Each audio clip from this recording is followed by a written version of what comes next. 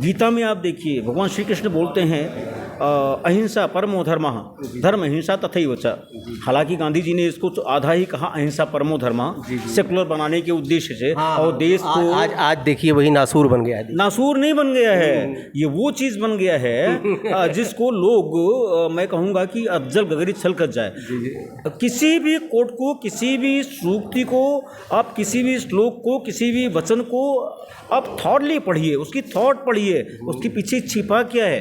अहिंसा परमो धर्म अच्छी बात है, लेकिन धर्म अहिंसा तथैव च। धर्म क्या है? धर्म आप देखेंगे भगवान कृष्ण ने भी जब महाभारत का युद्ध हुआ तो वहाँ भी राष्ट्र की ही बात थी। दुर्योधन की सोच दूसरी थी, पांडवों की सोच दूसरी थी। भगवान कृष्ण चाहते थे संघर्ष नहीं हो, विराम हो जाए, शांति का प्रस्ताव लेकर गए। हुआ क्या? उसने कहा मैं 5 गांव तो बड़ी दूर, मैं 5 सुई की नोक बराबर भी भूमि नहीं दूंगा। अब यहाँ पर क्या आ गया? राष्ट्र का स्व आ गया। और जब राष्ट्र का स्व आ गया, सबसे बड़ा धर्म क्या है? राष्ट्र धर्म।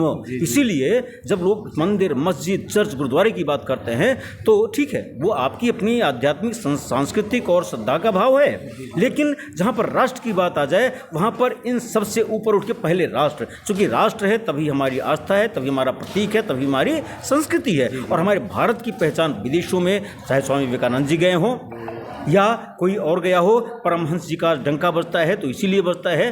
तो आध्यात्मिक होने की बात जब आती है तो जिन लोगों ने कभी पढ़ा भी नहीं मनुस्मृति, 2 लाइन पढ़ते हैं, रामचरितमानस सिर्फ 1 चौपाई पढ़े भी नहीं, खाली सुने हैं किसी से। सुने हैं, आप उसका अर्थ देखिए, अर्थ का अनर्थ करते हो।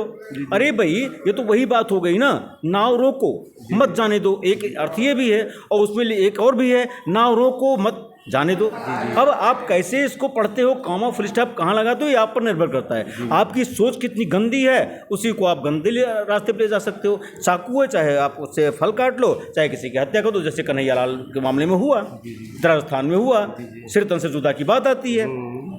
तो सीधी सी बात है, हमारा सनातन, हमारी आध्यात्मिक संस्कृति सर्वप्रथम राष्ट्र को बोलती है। हम किसी का विरोध नहीं करते, लेकिन अगर कोई हम पर हमला करता है तो हम तो भगवान श्री कृष्ण के उस सिद्धांत के अनुयायी हैं जब वो कहते हैं अहिंसा परमो धर्मः, परंतु उसी के आगे कहते हैं धर्म अहिंसा तथैव च। जी क्या बात। तो हम तो उसके अनुयायी हैं।